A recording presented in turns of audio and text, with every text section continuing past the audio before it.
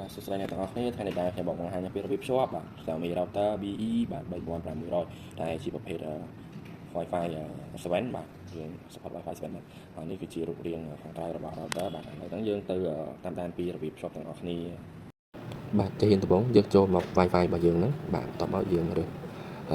router របស់យើងនេះគឺជាឈ្មោះ router បាទយើងចូលហើយវានឹងផ្លាស់ប្ដូរទៅក្នុង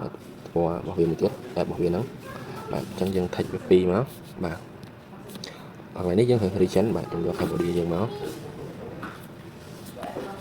បាទ try it now កន្លែងនេះវាឲ្យយើងដាក់ password admin មួយបាទខ្ញុំមកដាក់ A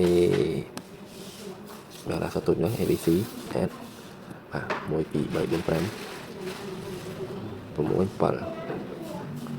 បាទ ABC add 1 2 3 4 5 6 7បាទយើងដាក់វា queue ឲ្យអស់មកតោះមកនេះតោះមកកន្លែងនេះយើង set up ពី cable network របស់យើងហ្នឹងកន្លែងហ្នឹងលើកន្លែង mode router ហ្នឹងនេះយើងធ្វើបាន3បាទជា router mode wireless mode ហើយ mode អញ្ចឹងយើងយក wireless mode មកដោយសារយើងប្រើខ្សែបាទចំណុចនេះដែរយើងត្រូវយក Wi-Fi របស់យើងដើមបាទនេះគឺ Wi-Fi របស់យើងដើមហ្នឹងបាទយើងចូលយកមកបើ password វាត្រូវមកបាទ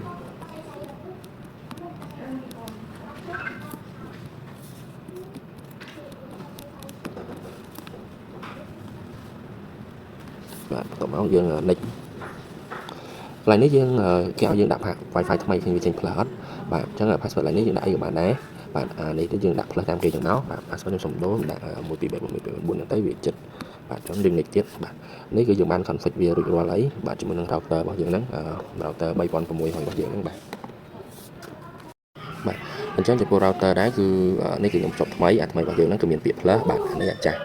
អញ្ចឹងចំពោះអាចាស់វិញយើងបានតែ speed បាទកន្លែង connection speed ហ្នឹងបានតែ192 មេទេបាទហើយជាមួយយើងចូលទៅplus របស់យើងបាទplus របស់យើងហ្នឹងអាចបានច្រើនបាទ plus របស់យើងវាលោត Wi-Fi 6ហ្មងបាទអាចបាន573 MB បាទគឺ speed នេះគឺជាលឿនមែនតើបាទសម្រាប់អ្នកជួយចិត្តប្រើលឿនអាចជ្រើសរើសយក model